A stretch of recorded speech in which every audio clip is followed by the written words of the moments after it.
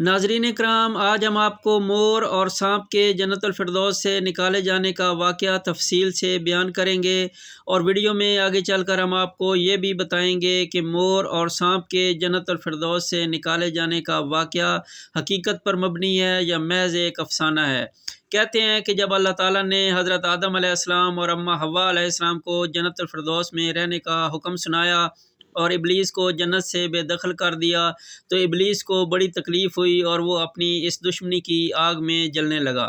اور ہر وقت اس طاق میں رہنے لگا کہ کیسے حضرت آدم علیہ السلام اور اماں حوا علیہ السلام کو جنت سے نکلوائے۔ ابلیس کو یہ مقصد پورا کرنے کے لیے کسی کی مدد کی ضرورت تھی تاکہ وہ جنت الفردوس میں حضرت آدم اور اماں حوا علیہ السلام تک پہنچ سکے۔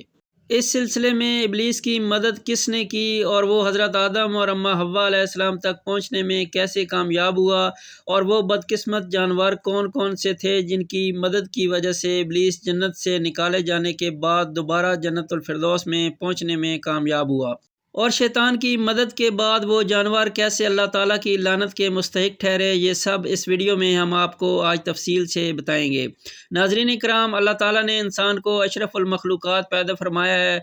اللہ تعالیٰ نے حضرت آدم علیہ السلام اور اماں حوا کو مٹی سے پیدا کیا اور اس کے بعد ان سے فرمایا کہ آپ جنت الفردوس میں رہو، جیسا کہ قرآن پاک میں اللہ کے فرمان کا مفہوم ہے کہ اللہ تعالیٰ نے آدم علیہ السلام سے فرمایا تم اپنی بیوی کے ساتھ اس جنت میں رہو اور جہاں سے چاہو خوب کھاؤ پیو، لیکن اس درخت کے قریب بالکل بھی نہ جانا ورنہ تم نقصان اٹھاؤ گے،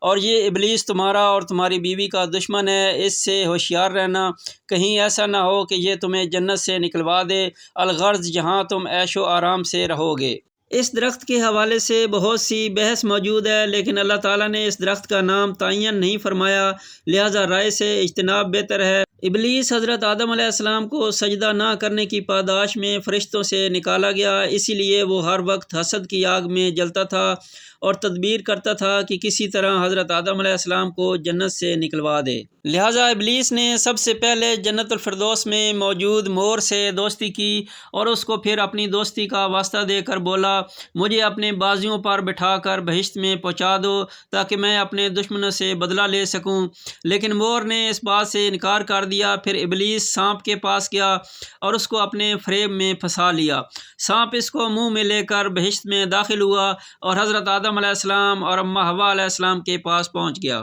اور ان سے کہنا شروع کر دیا کہ میں تمہارا خیر خواہ ہوں، آپ دونوں نے وہ پھل نہیں کھایا جو کہ بہت ہی لذیذ ہے۔ اس پر حضرت آدم اور اماں حوا علیہ السلام نے جواب دیا کہ ہم یہ پھل بالکل بھی نہیں کھائیں گے کیونکہ ہمیں اللہ تعالیٰ نے اس پھل کے کھانے سے منع فرمایا ہے۔ ابلیس نے کہا کہ آپ کو اللہ تعالیٰ نے یہ پھل کھانے سے اس لیے منع فرمایا ہے کہ وہ پھل کھانے کے بعد آپ فرشتہ نہ بن جائیں اور ہمیشہ کے لیے جنت الفردوس میں نہ رہنے لگیں۔ اس پر حضرت آدم اور اماں حوا علیہ السلام شیطان کے بہکاوے میں آ گئے اور وہ پھل کھا لیا، اور یہ ممنوعہ پھل کھاتے ہی جنت کا لباس اتر گیا۔ اللہ تعالیٰ نے ان سے فرمایا، میں نے آپ دونوں کو اس لیے اس پھل کے کھانے سے منع فرمایا تھا،